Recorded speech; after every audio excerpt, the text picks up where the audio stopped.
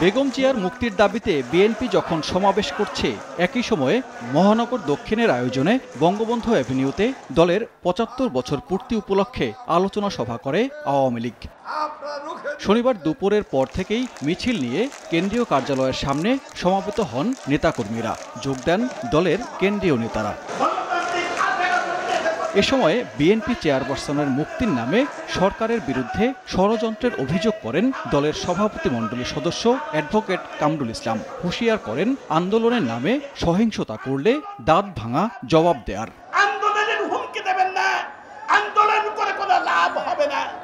পরিষ্কার বলতে চাই, আবার যদি সন্ত্রাসের পথে হাঁটেন, আন্দোলনের নামে যদি বিভীষিকাময় অবস্থার সৃষ্টি করেন, আপনাদের দাঁত ভাঙা জবাব আমরা দেব। আপনারা খালেদার মুক্তি চান না, আপনারা খালেদাকে জেলখানে রেখে তাদেরকে প্রতিষ্ঠা করতে চান। একে কোনো রাজনৈতিক আদর্শ নাই। বাংলাদেশের ইতিহাসকে যদি ধরে রাখতে হয়, তাহলে আওয়ামী লীগের পতাকা দলের সবাইকে ঐক্যবদ্ধ হতে হবে। নগদের কাছে সব গ্রাহকই প্রিয়, তাই তো সারা দেশে ক্যাশ আউট চার্জ সবচেয়ে কম।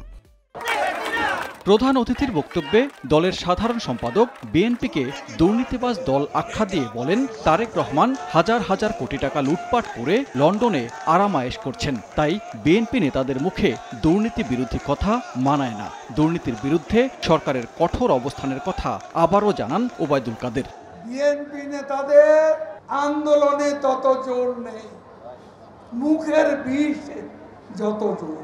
বিএনপিতে এখন আতঙ্কের নাম তারেক রহমান।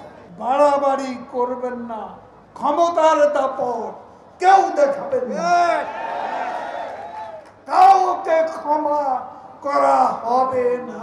আন্দোলনের নামে বিরোধীদের সহিংসতা ঠেকাতে নেতাকর্মীদের ঐক্যবদ্ধ থাকার আহ্বান জানান সাধারণ সম্পাদক। একই সঙ্গে তাদেরকে দুর্নীতি বিরোধী শপথ নেয়ার নির্দেশ দেন। করেন আন্দোলন, তবে আন্দোলনে সহিংসতার উপাদান যুক্ত হলে খবর আছে। সানবীর রূপল, সময় সংবাদ, ঢাকা।